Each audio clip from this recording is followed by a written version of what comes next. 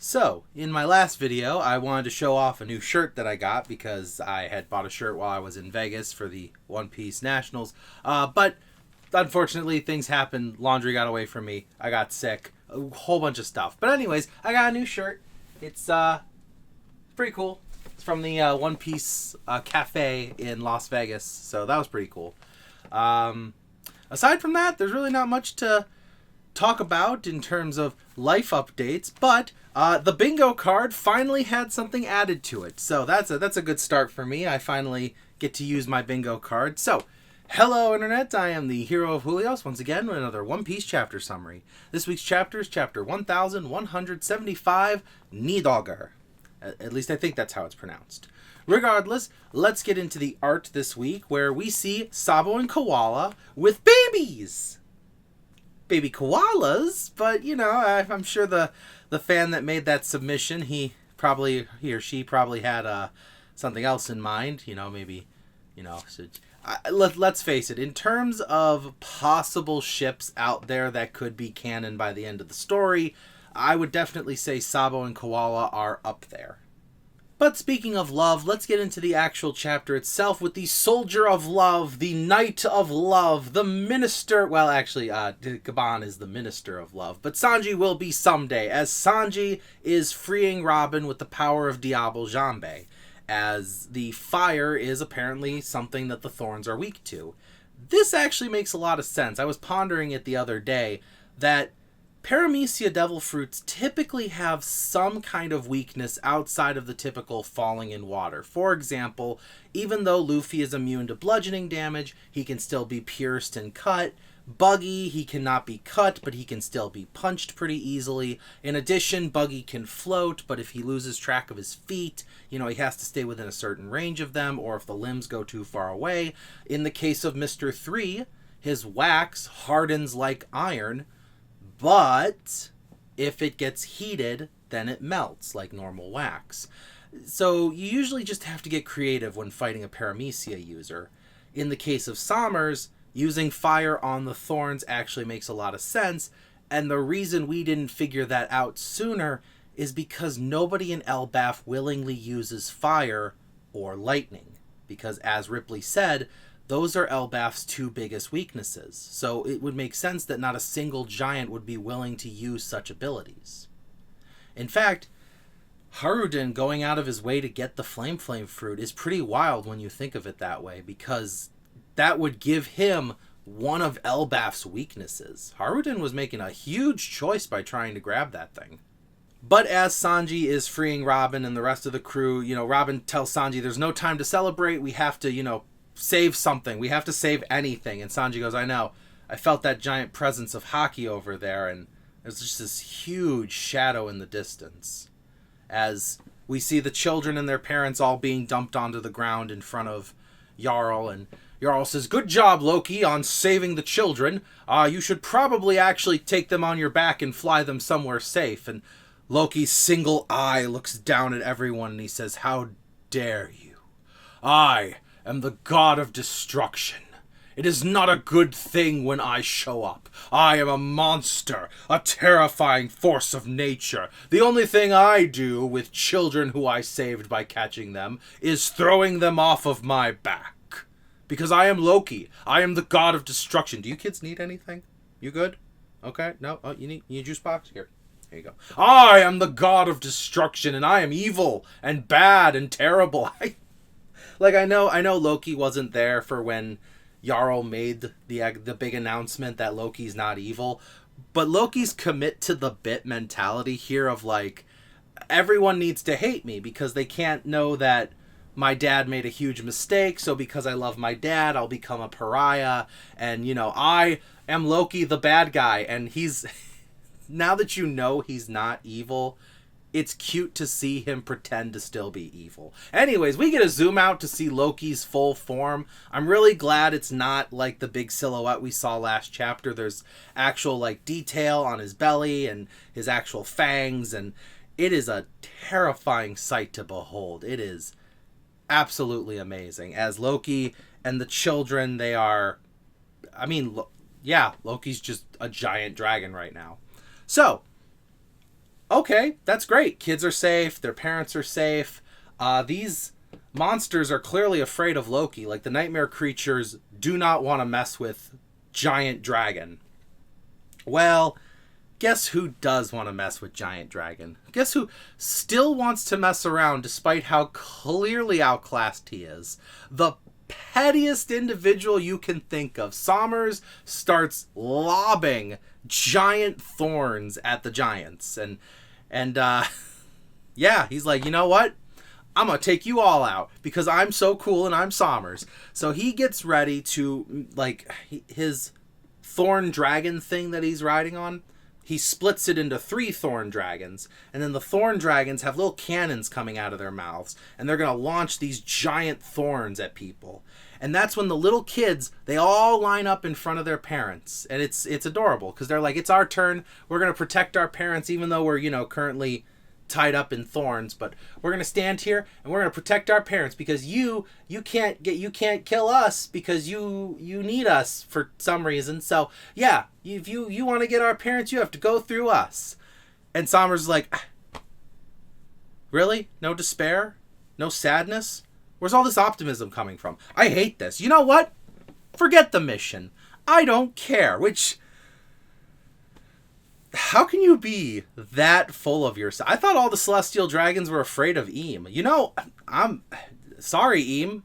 You're losing points the less Sommers is afraid of you. Because if someone this pompous isn't going to take direct orders from apparently the god of the world, Emu's losing points. Apparently the celestial dragons aren't that afraid of him.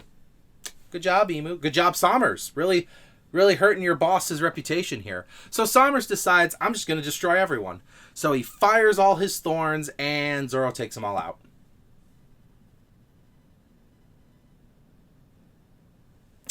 Sommers, you're a real D-class villain at this point. Like, you're almost losing to Spandam in terms of threat level. So as Zoro takes out these thorns, Sommers flabbergasted, and Luffy's just like, I knew I could leave this area in your care. Zoro looks around at the burning buildings, the Domi Reversi giants, the children in clearly mortal peril. Yeah, safe. Good. Yes, Luffy. This area is very safe. As Sommers is visibly upset, visibly confused, because he has no clue who Zoro is, because celestial dragons don't read newspapers. They're just told to go somewhere by Emu, and then they go. So Sommers is confused, obviously, and says, who the heck is this guy? And that's when a big shadow kind of covers him. And he looks up and sees Luffy holding lightning. As Luffy says, that guy is Zoro. And you better remember his name because he's with me.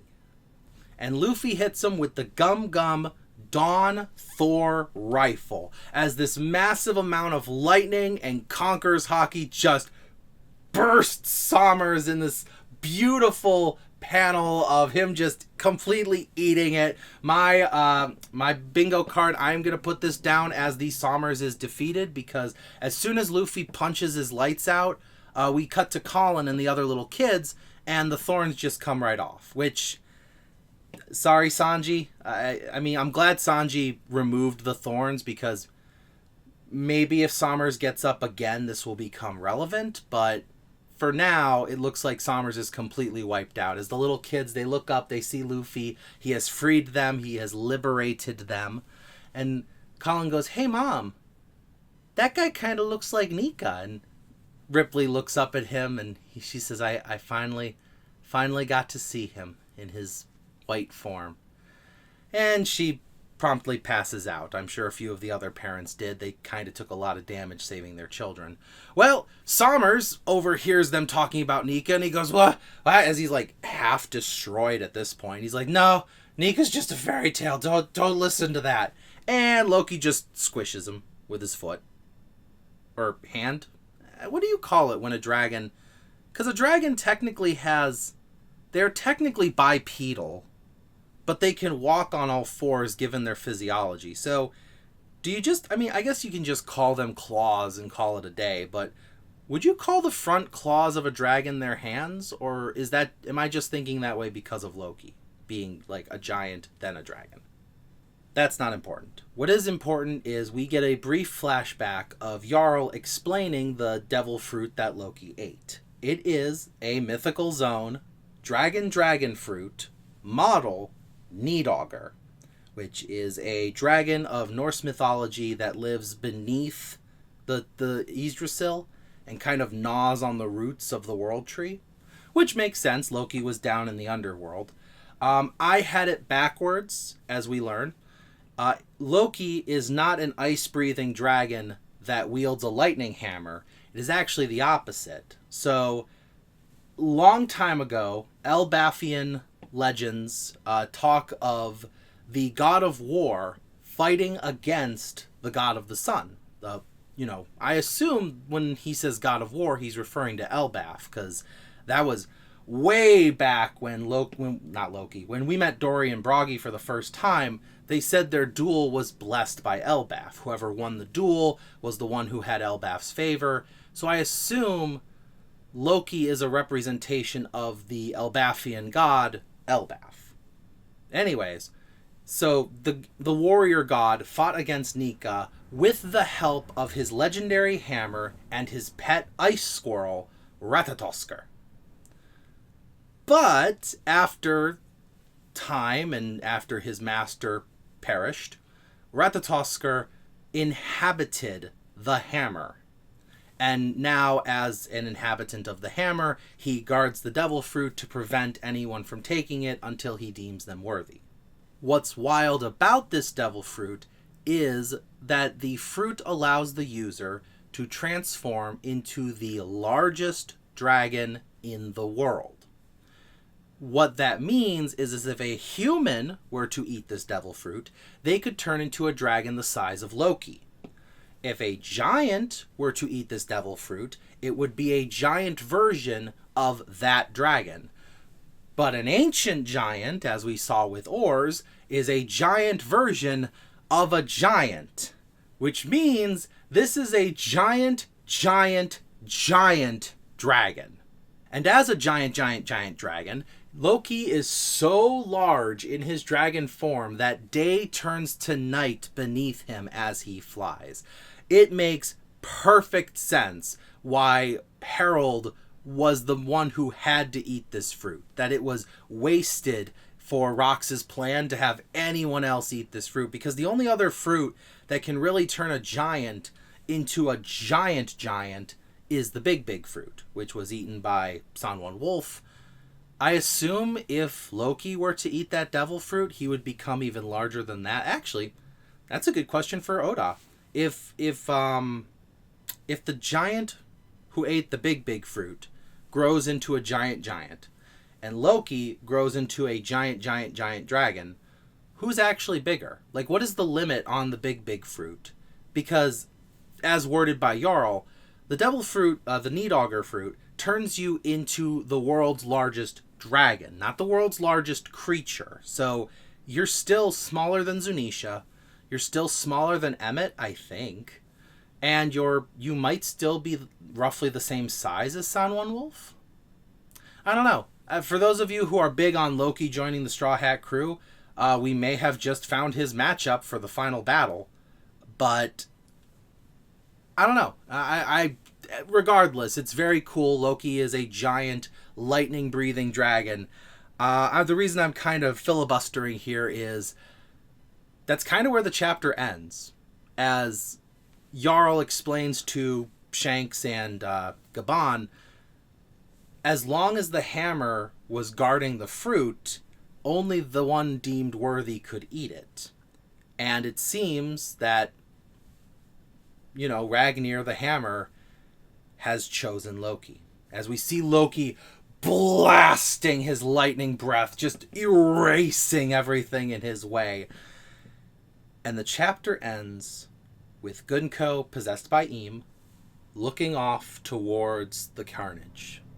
And as Ym is watching all this unfold, all he can say to himself is, "So, Nidogr, this is where you've been." This raises two questions for me. One, where's Brooke? Because the last time we saw Brook, he was facing off against Eam, so where's Brook? Second question, Need-Augur. Who is he? Who was he? And why is he important to Eam? Because Eam seems to have this weird disconnect between reality and history, where Eam doesn't see you as who you are in the modern day. Instead, Eam sees you as the person you represent in the world as Eam knew it. That's why Eam seems to be so fixated on Vivi, because she looks just like Lily. Eam seems to be so afraid of Luffy because he is just like Joy Boy. That's the reason when he met Roxy Zebek, he didn't say, "Ah, Roxy Zebek, Moo has been waiting for you." He said, "Davy Jones, how dare you come back?" And Rox, told him, "Dude, that's not me, but I understand promises need to be kept." So Eam seems to have this disconnect where he firmly believes who you represent is more important than who you are. Kind of a stuck in his ways, old-timer kind of thing. Regardless, that seems to be where the chapter ends. Again, this is just another hype-up chapter. We're just seeing how cool Loki is. Sommers got completely wiped out, and I'm not a power scaler, but I'm gonna be honest on this one. I'm not exactly sure what we're afraid of anymore. We have a giant dragon that breathes lightning and has an ice-powered hammer.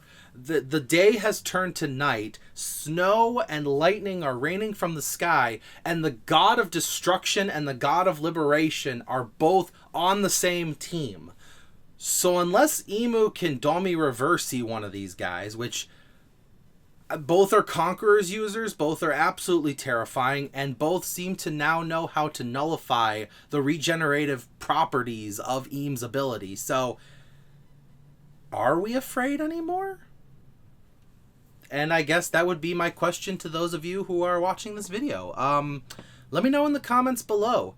Are we actually worried about Eam being on this island? Is Eam even a threat anymore? Or do we have to wait until actual physical Eam himself steps into the ring? Because I think an Eam-possessed Gunko and Killingham just aren't going to cut it to fight a giant lightning-breathing dragon. Thank you for watching as always, and I will see you in the next video. This is the Hero of Julios, Xing out.